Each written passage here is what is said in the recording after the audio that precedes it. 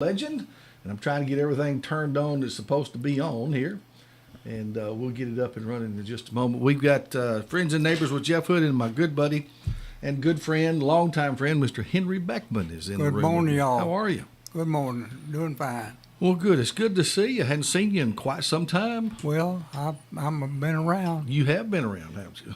I stay in my shop more than do anything else. So I know you do. You're always in that shop and have been for so long. I'm trying to make sure that this thing is doing what it's supposed to do. We are streaming, it says, so hopefully we are. I'm not seeing what I normally see there, but anyway. Henry Beckman is in the room. Henry Beckman, of course, a longtime part of Lawrence County, especially southern Lawrence County. And I was going to get your story today. I'm looking forward to it. Henry, what year were you born? 1931, September 17. 1931, September. And they said it was just real super hot by that time. Yeah. I kind of remember Grandpa bringing a fan down for Mama, said, keep that boy warm, cool. Yeah. Well, so we do have some hot weather sometimes in September, no doubt. They said we did that year. So 1931. Now, who were your mom and dad? Teresa and Conrad Beckman, Teresa and Albert Beckman. And you were born here in this county? In Loretto, right in my home house. So you've been a part of Loretto all your life? Yep. I live on where my house is now, where my grandpa's farm, part of his farm. Really? Yep. So you didn't move far from your whole beginnings? Oh no, I live down on Graveyard Hill, right in front of the Catholic Sacred Heart Cemetery. Yeah. And all of us folks know how far to go when we pass away.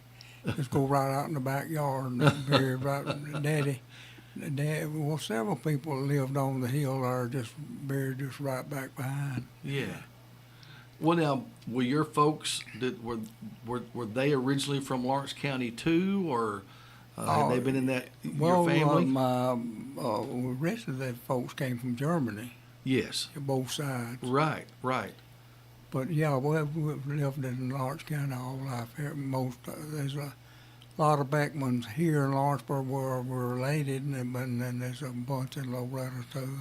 Yeah. So there was the background was from Germany. Yes. And the German Catholic, and there was a good German Catholic settlement in southern Lawrence County. Yeah, which your family was a part of that. Yeah, most of it centered around there where Sacred Heart Catholic Church is, the corner, right at the corner of the street down right where the church is. That's where the whole town was kind of laid out from. Yeah.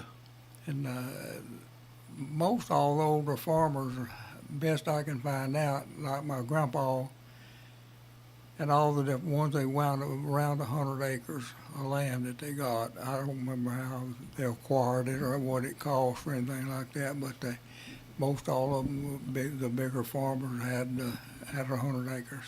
What were some of the family names that were with the original settlement down there? Do you know? Well, there's Jollies and Hinkles, Augustines. Augustines. Were all big part of that. And a lot of the kind of amusing, a lot of the people had same first names. Oh, really? And they would call different ones. They'd put on different, he's old blacksmith John, or one lady was called, one of the Hinkle was Lizzie, and there was another Lizzie, so she was Lizzie Bush, because where she lived, they had some big old bushes in front of the house, and she went by Lizzie Bush. That's interesting. Yeah, that way they identified them from one from the other. So they had a lot of the same first names. That's interesting. Oh yeah, yeah. They all, most all of them had name like come from a Bible or saints or whatever. Yeah. John and Mary and like that. Well, what was life like growing up as Henry Beckman?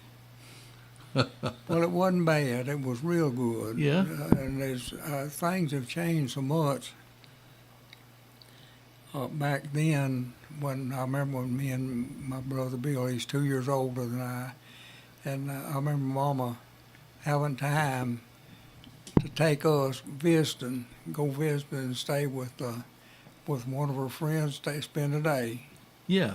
And now, man, they got all these super washing machines and microwaves and everything. They don't have time to even sit on front porch. That's true. But That's back true. then they did. Yeah. Mama cared for 14 of us. There was That's what I was 14 going to ask you. You have brothers and sisters. Yeah, there's 14 of us. 14 of you. 9 boys and 5 girls. Daddy always said he had a baseball team of boys and a basketball team of girls. In fact, we played baseball one time. Our family played another team. Yeah. Well, that's amazing. Now, where did you fit in there? I'm second oldest. Second oldest. Yeah. Okay, so you're second oldest. So you were the second child. Yeah, Bill was 2 years older than I. I didn't realize that, but most of us were spaced apart, and a lot of other families, their kids were spaced 2 years apart. Their birth control was nursing. They nursed baby for 2 years. Oh yeah. Yeah. And that worked. How about that? But we were pretty evenly 2 years apart. Well, you know, the Catholic tradition was big families anyway, wasn't it? Yeah. Oh, yeah, there's quite a few big families back then. Yeah. And a lot of them were, they talk about having 15 or 20 kids, you know, they would be by one different parent, you know, maybe daddy had lost a wife or something, the mother, so they'd marry again, you know, and they'd have a bunch of kids together, you know, but ours was all, mom and daddy's had all 14 of us. Yeah. Well, what was Loretto? You lived in Loretto. Yep. And what was Loretto like as a boy? It was pretty calm, but it was kind of unusual. We lived there on Graveyard Hill, and that was part of the old Jackson Highway. Right. And it's hard now for me to imagine. I can't help when I go over on the highway, over on what we call a new highway, all of the traffic. Well, back when we was kids, all the traffic between Nashville and Florence or Alabama traveled on that little old road. Yeah. Right up through that, right up Graveyard Hill, the buses, everything. Yeah. And it was so crazy. When we were kids, sometimes we'd sit out on the bank out there and play cars or trucks. You know, one pick one and see which one get the most. Well, you'd sit for a long time between cars. I was going to say there probably wasn't that much traffic. No, and then sometimes you'd here comes somebody with a herd of sheep or something up or down the road, you know. Yeah. All pretty much a farming community. Oh, yeah. Yeah. Farming, and most all of them had another occupation too, but farming was generally what they did. But then they'd be a carpenter, there'd be a blacksmith, there'd be something else, you know, between when they weren't farming. Now, as you grew up, you started to school, I guess. Oh yeah. And where did you go to school? Sacred Heart. Sacred Heart. It's so funny. It was we'd start off from way on up the road, or when you walk into school. And by the time we got there, it'd be a whole bunch of us together. You know, we'd walk school together. Yeah. And the boys, most time, we had a shortcut. We'd go through behind Augustine Lumber Company. There was a little gap there where you go across the creek and go up to school. It was really just a short distance from my home. Now, was the lumber company there then? Oh, yeah. So it's been there that long, too? Oh, it's been there a lot longer than that. It was one of the real old, it's been 100-something years. I forget how many, but Wow. Wow. well, it was of course like a sawmill to start with, you know, and then it evolved into what it is now. Okay. Okay. That's interesting. So a group of you would go, you'd walk to school? Always walking. Yeah. There never wasn't no way such thing as riding, and very few of us even had bikes, you know. What were your teachers like?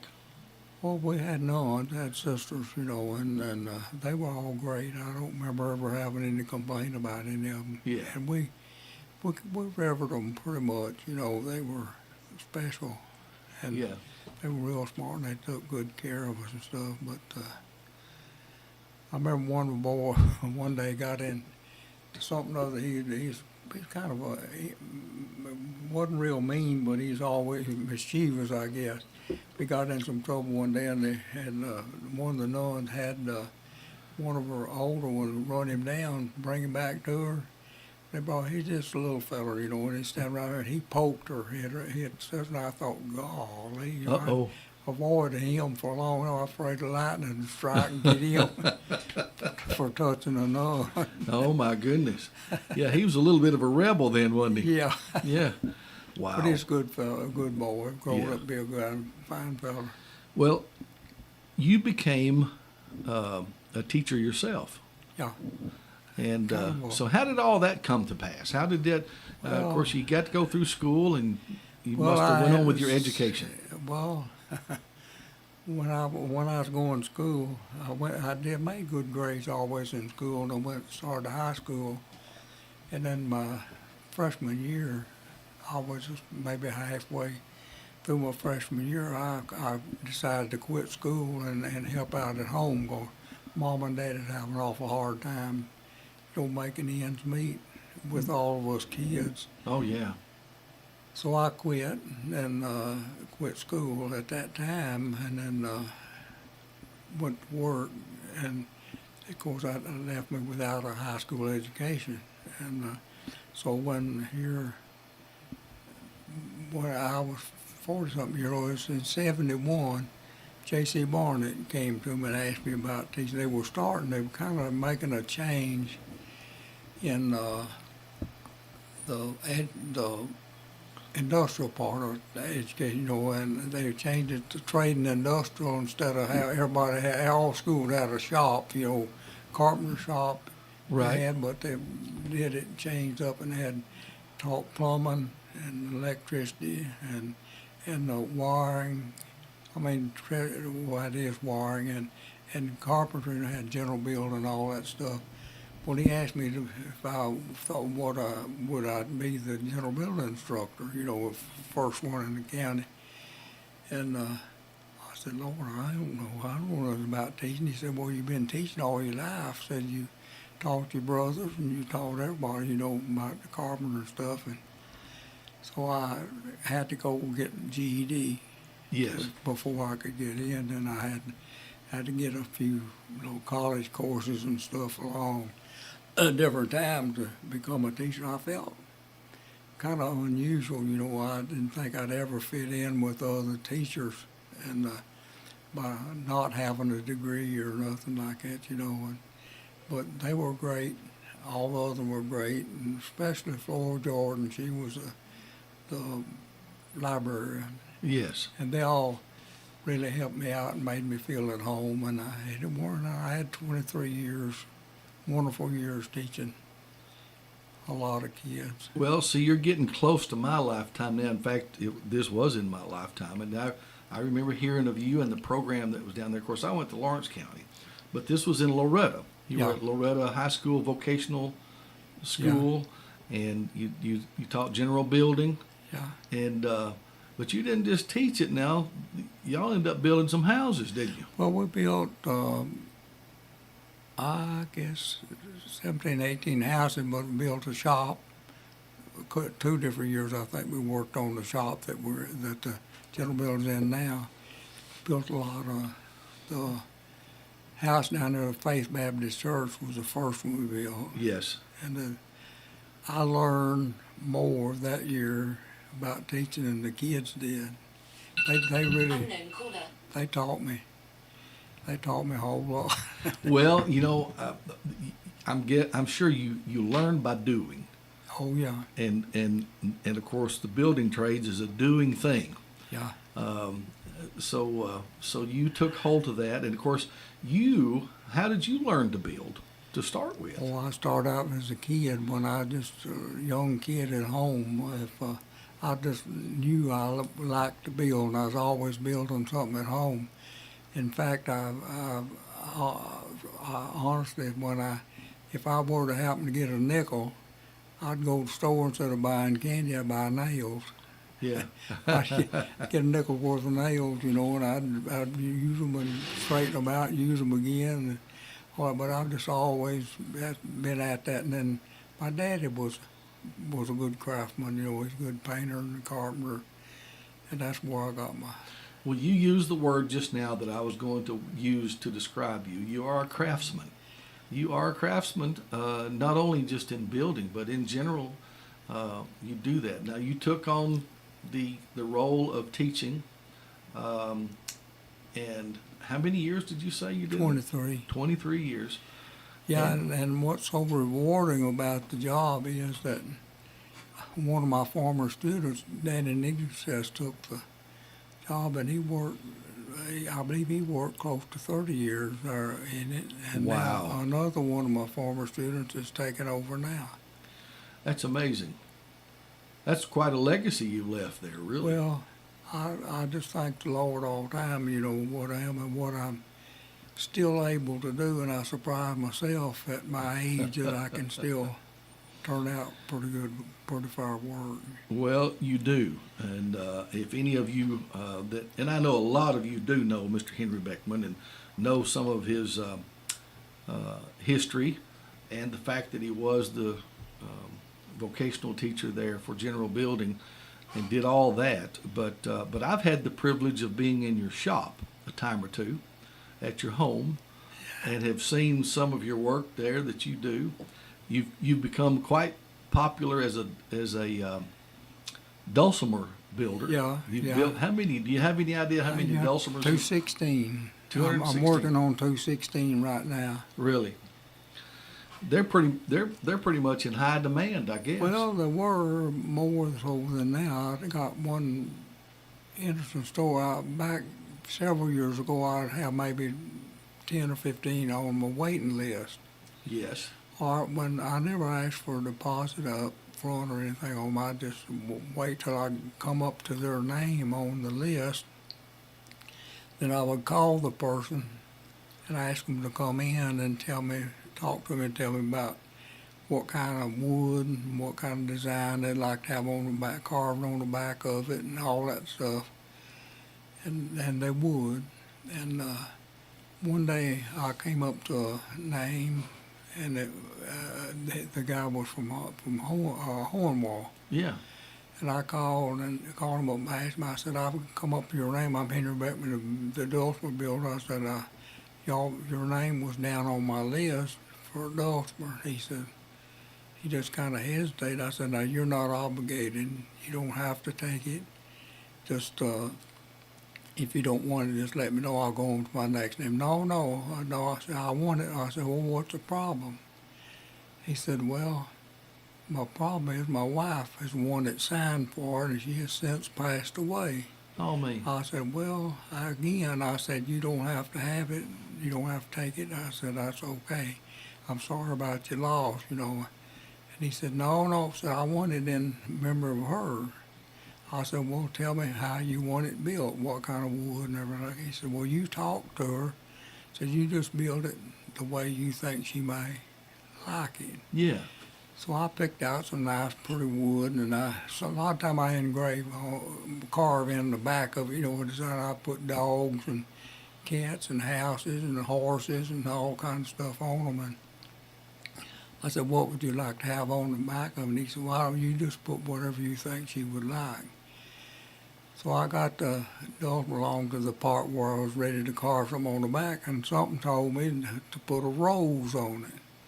So I carved, I've got a real pretty rose design. I carved that rose and the vines and all that stuff on the back of it and painted it up.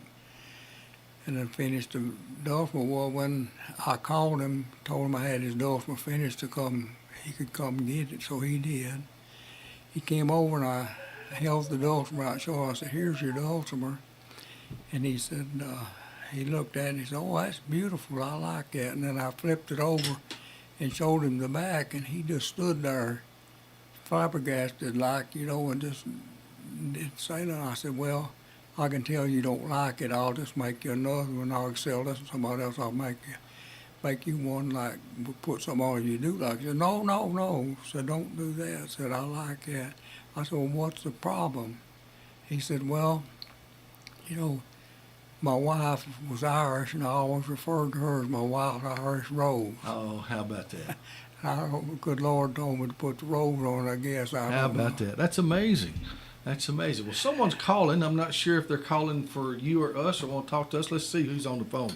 Hey, good morning. How are you? Your radio station's off the air, Jeff. Oh, it is? Well, I don't know why, but Not coming through the radio. Okay. Well, we'll see what we can do about it, okay? Okay, appreciate it. Thank you, now. brother. Well, I don't know. It was kind of shaky at home when I come up. I don't know. Was it on the AM? Were you on the AM? FM. FM. I don't know. Well, I do know this. We are live on YouTube and live on Facebook. And according to what I'm seeing on the board here, we're live here too. So let me look at this right here. He may be in one of those areas that don't have power. Sometimes the station broadcast has interference or for one reason or another. But we are live otherwise. Well, that's a great story. I love that story. And I'm sure you've got probably 1,000 stories of people that have been touched by you one way or the other. Let's get another call in. People may want to talk to you. Hey, good morning. How are you? Just your old friend on Prosser Road. You coming in fine on FM because I'm listening to you. All right. Well, very good. I appreciate it. Hey, good morning. How are you? Hello. Well, nobody. I got another story back. You asked about when I getting started. Yeah, pull that mic up a little closer to you. Back when I was a kid, when Bill was, I was getting. Most all of us were born in our home. Yes. Dr. Cole came and delivered us right there. Right. So when they thought me and Bill was getting old enough to know what was maybe was going on or wonder, they got to where they'd send us somewhere to spend the night, Yes. away from home. They sent us out to our grandma out. We had a grandma up and a grandma out and a grandma down, But anyway, sent us grandma out, and I never liked to stay away from home at night. And I got to crying. I wanted to go home, and grandma, she went, said, wait a minute, said, I got something I'll give you. And she brought me a licorice flavored cough drop, and she bribed me with that so I can be bought pretty easy. That's pretty good. Now, I don't know if I've ever heard Grandma out and Grandma. What was that about now? Well, Grandma down lived right below us. Okay. Grandma up lived right above us, and Grandma out lived way out across the street. Where I go over to 43. From my home. Yeah. Where you just go straight on out. My grandma and her Uncle Penny lived out on the end of that road out there, so she was Grandma out. Oh, okay. That way we kept them all. So which grandma? Well, Grandma out. Yeah, how about that? That's interesting. So you had all your brothers and sisters, and you grew up, learned to be a craftsman, taught building, and then you also are a storyteller. Well, I still write, and I have a story published in 2 or 3 papers every week. Yeah.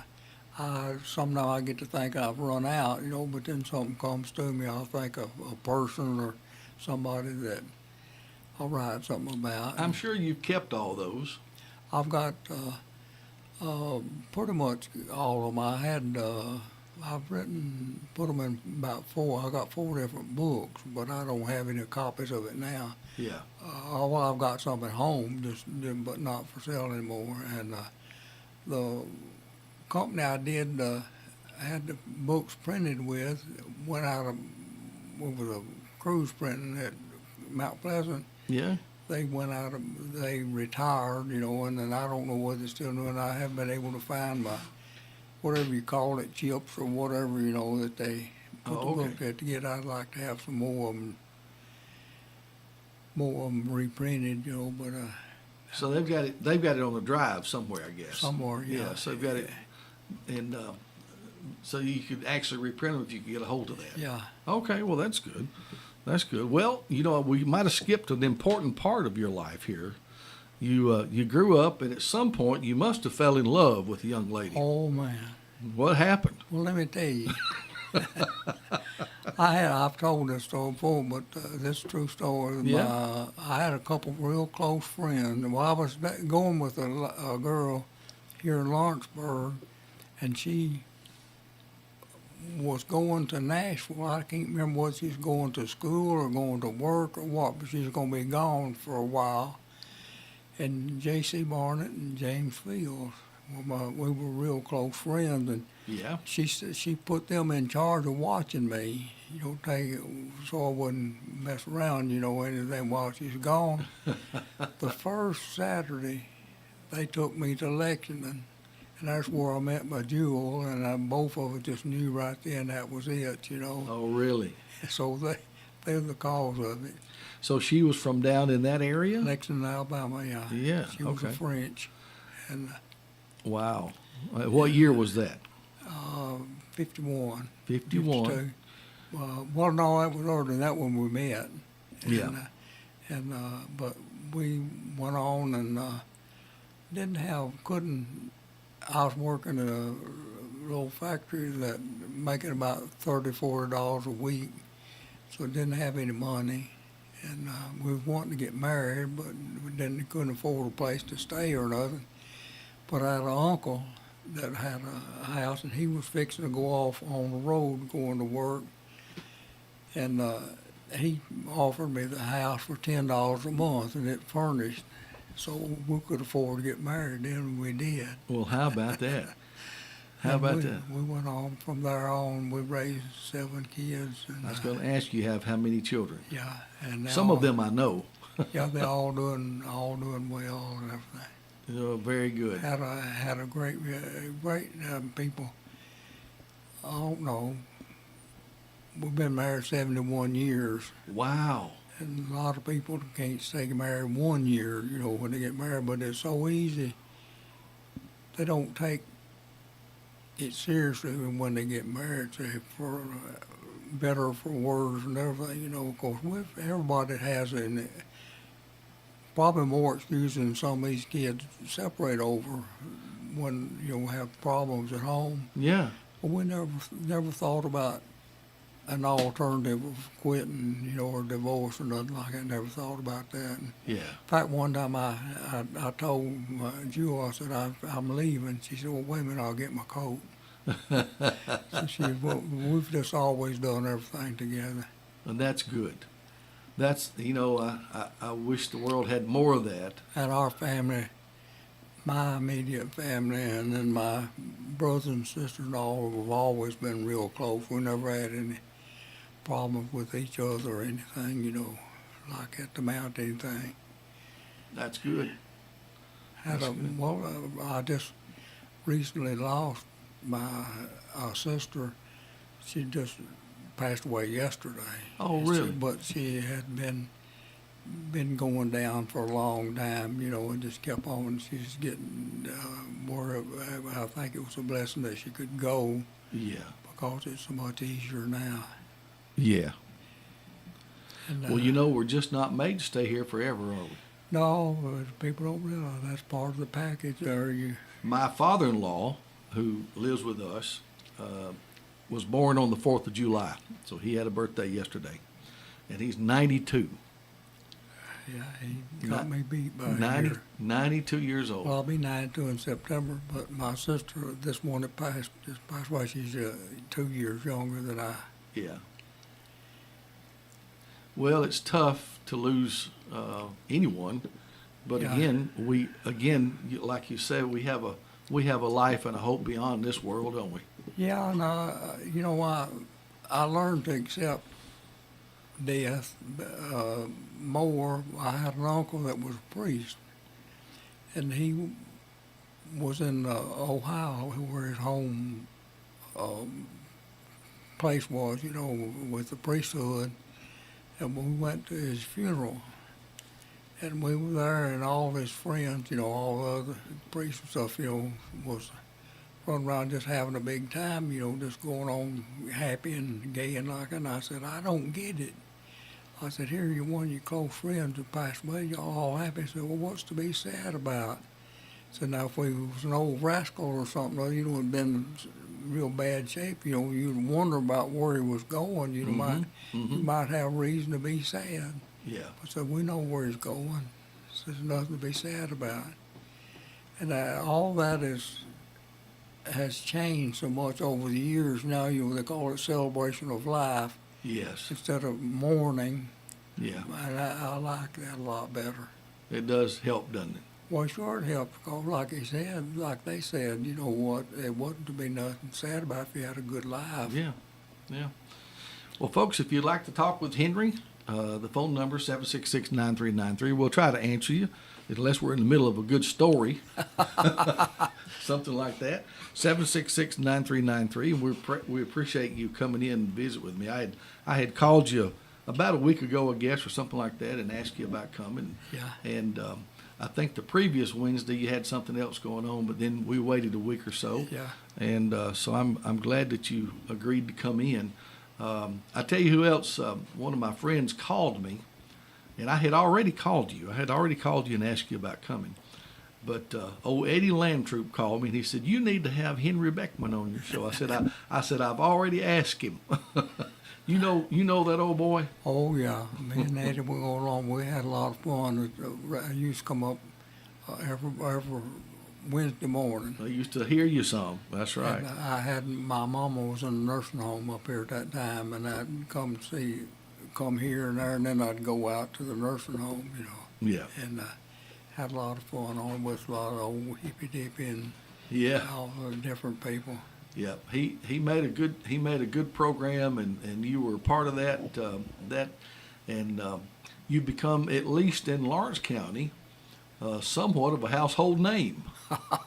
Well, with the newspaper, the radio, and then of course a lot of folks know you just from your building and your trade. Now you were teaching building, but now did y'all build houses for the public as well? You and your family? I did that. I built, worked on, or was boss over, whatever you want to call it, for around 100 homes. That's what I thought.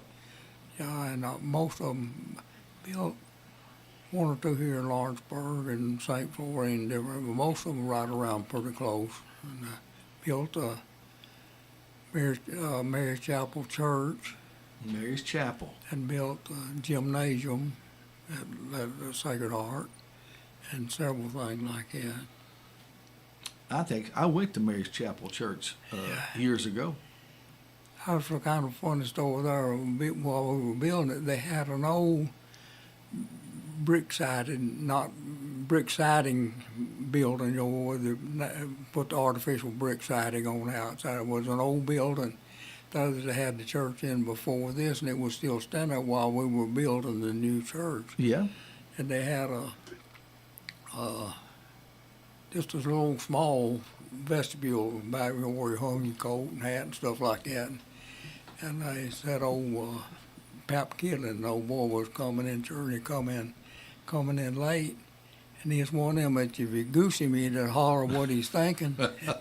So just as he hanged his hat up, they goosed him, and he hollered, hanging my hat up. And the whole everybody right in the middle of the service preaching, they all heard it. People used to be bad to do that, goose people like that. Yeah, some people would. Yeah, They'd holler what they're thinking. Just holler whatever was on their mind at the moment. That's right. Good or bad. Good or bad. Well, what are some of, you said you built the gymnasium at guys, that just Sacred Heart. Sacred Heart. What other structures that we might know about that they're not necessarily houses? Do you build any other commercial type buildings or anything like that? I can't recall in them right now, but we've had built a lot of pretty homes, and some Oh yeah. anywhere from about $3,000 or $4,000 on up, for houses. Things Things have changed so much in building. Back then, people built what they could afford. Now look like they just build anything now. It's amazing, isn't it? Yeah. But now the building cost, when you were building homes, I guess getting started, and the building cost today is two different Oh, worlds. yeah, we built some pretty nice homes for $15,000-$20,000, you know. Yeah. Yeah, that's nice. In fact, I built mine for, I believe it was $3,800 I borrowed. And I tell one of my kids about it, I said, that's $3,800, not 1,000. Isn't that You know, amazing? and that's labor and everything, you know. But of course, And that's where you live now? yeah, but at that, when the initial bill didn't have the bathroom in it, it had the bathroom, but no plumbing or nothing in it. Still had the outdoor toilet and Yeah. all that stuff. But now, I don't know, and we made it. And Oh, yeah. now that you got to have a great big house and 2 or 3 cars and boats and motorcycles. We've really come a long way in the things that we think we have to have, don't Yeah. we? We have. Well, you and your family, your building family, you got quite a good reputation of building a quality house, a quality home, good craftsman. Yeah. There's quite a skill to that. Oh yeah, and you got to really love it, you know, or anything. You got to do it. Another thing, one of the bigger things to do something right or do a good job at it is patience. I had so many people come in and say, "Oh, you're so smart." I said, "It ain't worth a dime if you don't have patience to go with it. Yeah. You can't do it in a hurry." That's a good point. Yeah, Daddy always told us to get it right. In fact, to do it right. In fact, my grandson, one of my grandsons, just got married, and he forgot or had a notes written down what he was supposed to say when he was making the vows, and he forgot or messed up somehow or other. And he told me, he said, "Well, Papa always told me to get it right the first time." Said, "I think I have." That's good. That's good. That's one of the things. Of course, I've got 2 kids still at home. Daniel, my youngest, is 12, and he gets in a hurry to do something. And what I've tried to tell him is to slow down like that and do it right the first time, and then you won't have to redo it or do it over again. Yeah. It's kind of a hard lesson to learn for the hurried world that we live in. Well, I have tried to teach my school kids that all the time. You know, in fact, we're on and off. We'd take an off day every now and then, and just work on stuff in the shop, make something for themselves or like that. And if they mess up or something other like that, the first thing they think of is just throw it away, you know, quit. I said, "Whoa, don't do that." I said, "You can fix it, you can put it back, and maybe if it's wood, you can glue it back together, you know, and you can keep going." But I said, "Don't get in a hurry, just slow down, and you can't do pretty stuff or good stuff in a hurry. Mm-hmm. You don't want to rush in nothing you really like to do." Someone told me one time, and maybe you'll agree with this, that good enough is never good enough. Daddy always told us that, said always try to get it a little bit better. Always look at it. You know you could have done just a little bit better. Yeah. Yeah. And most of us can. It takes time, though, doesn't it? Oh, yeah. Well, just like I build models, I've got built Jeeps and cars and trucks, everything, you know, just little models about Yeah. 20 inches long, something like that. And it's got, maybe they'll have 200 or 300 pieces on it, and I go back over the drawing and count them to know how many's in it. Yeah. They want to know how long. Well, I usually don't even care how long it takes me, but sometime I'll keep up with my time so I will know when somebody asks. But you can work over 100 hours on one of those. Yeah. Usually around 100 hours on one of those models, cutting those little bitty tiny pieces out, you know, and fixing them. Yeah. And you're talking about doing wood carving and woodwork, that kind of thing. You've done a lot of crafting, and you've entered a lot of things in the fair. Yeah, I have quite a few. In fact, I have quite a bit this year. Last year, well, somehow we messed up, or somebody did, and we got the dates mixed up, and we didn't make it. I didn't get anything there. And another one, Donnie Clayton, he had a bunch of stuff and he messed up too. Oh, okay. So we didn't get anything in there at all last year. Well, you know, it's come to think of it, I think I always look for your stuff at the fair. And come to think of it, I was wondering how come I didn't see some of your stuff. That's why Well, how about that? Well, we're going to make sure you know this time. they're gonna make sure they know what I know the date this year. That's right. Let's see if someone wants to talk to you here just a moment. Hey, good morning. You're on WDXE with us. Hello? Well, I don't know. Phone's ringing, but nobody there. But anyway, so the fair's coming up, and now, like I said earlier, I've had the privilege of being in your shop, and you do a lot of woodwork stuff, but you do other stuff as well. Seems like you got a shop full of stuff. Yeah, You got all kind of stuff in there. It's an interesting place. I got a lot of antique stuff hanging on the ceiling, different things around that. A lot of it is stuff that we bought at sales, estate sales and stuff, people we know. And I know people come out and look and they want to compare my place with Cracker Barrel. Yeah, I said, well, the big difference is I can tell you what all that stuff is. that's right. You know what they are.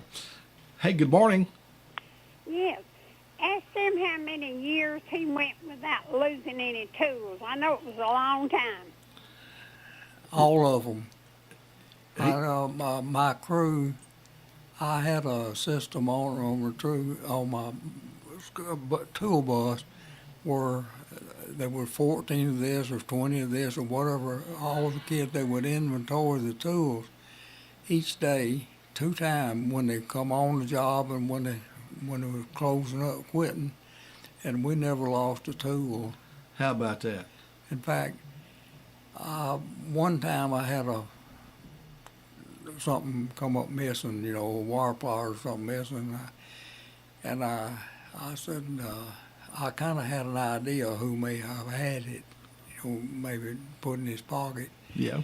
And I talked to him. I said, fellas, I wish we could find that wire back. I said, y'all, my whole crew is not going to get a break for that reason. I said, they're going to hurt the whole crew. And I just talked to him like that a bit. And, the next day, he said, Mr. B, he said, did you look? Said that wire part is back in the bus. Well, I said, well, thank you. I said, I guess someone found it. And, it was great. We had that system, and the kids were proud of that they not lose any tools, and they would hunt and hunt and hunt till they found even a little old nail set, How about till that? they got them all back in. That's good. That's a great question. Thank you, hon. Very good. Yeah, I didn't know that about you. So you had the reputation of that too, not losing a tool. I've had some people that some of these schoolboys had worked for, afterwards, when we're and said, well, boy, said you sure taught them how to take care of their tools. And I'm proud of that, that's one thing Daddy always taught us, to take care of them tools. Well, those were your livelihood, Yeah. and they probably weren't necessarily cheap or inexpensive. They cost money. Yeah, but it's the fact that you got used to a tool and you like to use that one, and you just hate to lose it. Right, right. Mr. Henry Beckman from Loretto, born in 1931, and a longtime figure of Loretto, and vocational teacher, building trades, and a craftsman, and a storyteller. Yeah. Would you like to hear? How did you get started doing that? I don't know. I started doing that, and then I just mostly doing a quote, just saying something for the day. Yes. And I've spent every day of my school, I would put a different quote up over the board. And I had one of my kids come up and said, Mr. B, he said, I remember something you taught me when I was in school. And I forget what it was. It was some little old thing. He said he thought his girlfriend was about to quit him, and he said it to her. Said, you remember, he told her that little saying that I did, and that helped him keep her keep his girl. Do you remember the saying? I can't think of it right now. It'll come to me later, I guess. Well,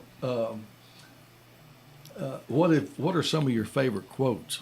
Did you said you used a quote a day or something like Well, that? yeah, 'Cause I kind of do the same thing. I have quotes here that Yeah. I do every day, and we try to find a new word every day, that kind of thing. So that's interesting to me. Yeah, I have a lot of them, things that said, it's one of these, like, my love for you will never fail as long as a pig has a curly tail. And I don't know, there's a whole bunch of stuff like that that can't come to me right now, but I'll keep, sometime if I'll be riding along, and me and Jewel will be riding along somewhere, and I said, write down wheelbarrow. And she said, what for? I said, well, that'll help me remember, I'll try to remember that something that I hear, and if I don't make a note of it, I'll forget. That's a good And hobby. I'll keep doing that till I get several of them to put together to make a story. That's a good habit to if you Yeah. think of something to write it down right then. If I don't, if I'm laying in bed before I go to sleep and I think of something, if I don't get up and write it down, I won't think about it Yep. the next time. I ain't no telling how many times that I thought of something like that, and I thought, and it may not be just something to write or anything like that, but it may be something I intend to remember, and I'll tell myself, oh, I'll remember that, and then I don't because I didn't write it down.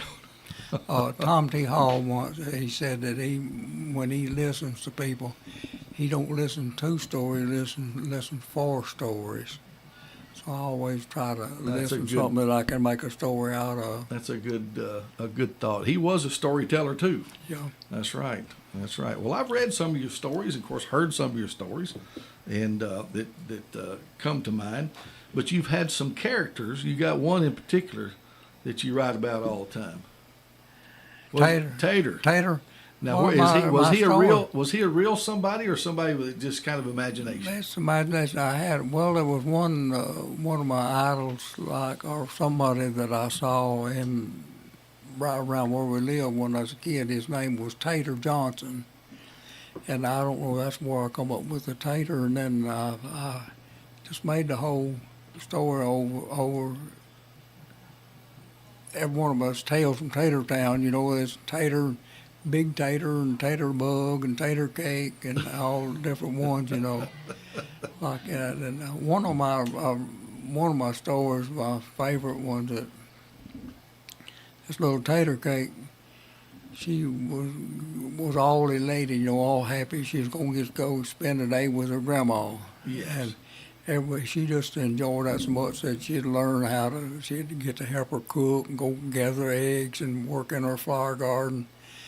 So one day while they were cooking, and she said, Granny, said, I just love to know how you make your beautiful apple pies. She said, well, okay, we'll just make one. And so she got the apples and everything. They went through the whole rigmarole, got the dough and everything, and made the crust and got it all finished up. She said, well, there it is now. That's ready to go in the oven. She said, yeah, but Granny said, that ain't what I want to say. I want to know how you make that pretty edge around that thing. Said, a lot of people mash different kind of crimps go around your pie. Yeah. She said, oh, that's easy. So she just took her false teeth out and went all the way around that thing, mashing it into them things. Said, now you know my secret. She had her own special mold for that, huh? That's She pretty wiped good. it on her apron before she Well, did yeah, it. you got to do that, of course.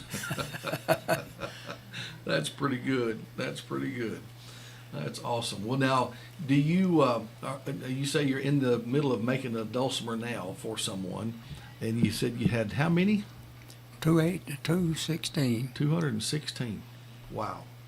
That's amazing. I think Lonnie Box got one from you. Yeah, I still got my first one, and I got my 100th one, and my 50th. Jules got the 50th. Oh, okay. Very good. Very good. Well, other than that, I know you enjoy just woodworking altogether. You like puzzles too. Yeah.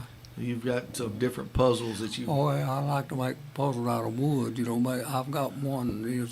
It's a block about 8 inches square, I guess. A cube block, and it's cut all kind of different designs in like a jigsaw puzzle. Yeah. And then I put wood pegs in it, run through it, and I got maybe 6 or 7 or more different pegs in it, and you get one out and it releases another, and then it releases another, and keeps on till you get all of them out, and then the puzzle will come apart. And then you got to figure out how to put it back together. Yeah, but they say, well, I got it apart. I said, yeah, but you got to put it back together now, and that's the hard part, remember, because all the pegs are different sizes and different lengths and stuff too. Well, for somebody that, like me, who I've always dreamed of having a wood shop and piddling and doing some, some things like that, some small woodcraft like you're talking about. What would you recommend tool-wise to get started in stuff like that?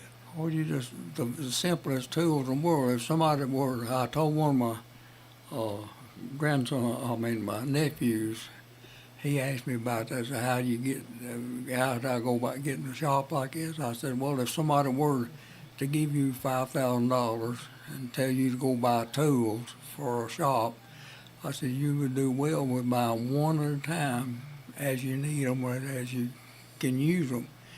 Because if you go buy the whole shop full, you'll have some you'll never use. Yeah, I see that. You need to just get whatever you need and then keep adding. And same way you can learn how to locate them in your shop, to where it's handy, where you don't have to run from one end of the shop back and forth. Now, are you in your shop most every day, Yeah. one way or another? Yeah. And I have a reason for asking that. I've got a 12-year-old boy that loves to piddle and make. He's a maker.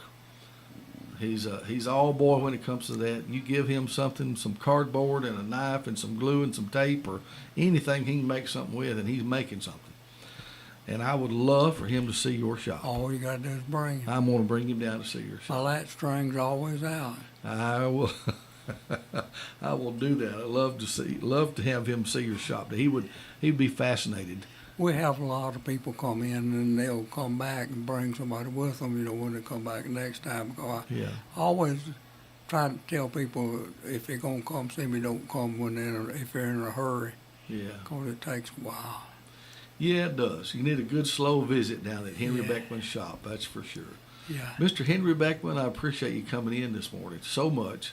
I'm going to have you back again one day. I hope I ain't talked too much. Not at all. Not at all. We're going to hit a hard break here in about 2 minutes and have to go. But I wanted to, again, thank you for coming in.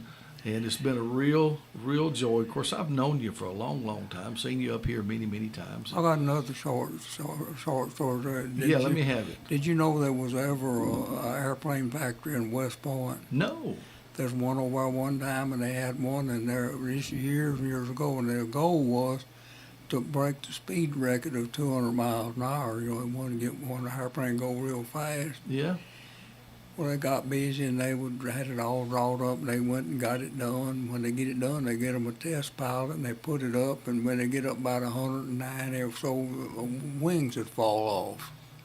So they'd have to go back to the drawing board and try to find them, get them another test pilot. And they did, and they do the same thing. The wings would fall off, Yeah. and that happened several times. And they's running out of test pilots, so they decided they're going to have to do something. So they put a suggestion box in the plant and asked somebody to tell them what was going wrong. They emptied it when they looked, and there was a note there written on an old piece of brown sack paper and just scribbled out like that, said, take your 1/4-inch drill down the drill bit and drill you a series of holes all the way around that where that wing hooks to the fuselage where it's been breaking off, to drill that hole 1 inch apart, and said it won't fall off no more. And they thought, well, that's the craziest thing I ever heard in life. But they asked for somebody to come forward who wrote that. They wanted to find out, and it was a janitor. He come up there and he said, why do you think that will work? And they did. They tried that, and they put the airplane up and the wings didn't fall off. So I asked him how he thought that would work. He said, well, I always try to pay attention and watch what's going on everywhere. And I've noticed that every time when I go to the bathroom and I tear that toilet paper off, it don't never tear on that dotted line. It don't tear on the dotted line. Mr. Henry Beckman, everybody. God bless you, brother. Thank you. All right. Thanks We'll see for you next having time. me. Thank me. I've enjoyed it. Enjoyed it. It appears that the shooting was targeted towards those residents and victims that were struck. D.C. Assistant Police Chief Leslie Parsons, the man accused of going on a random shooting spree in Philadelphia Monday, was just arraigned on murder and other charges via video from jail. Police say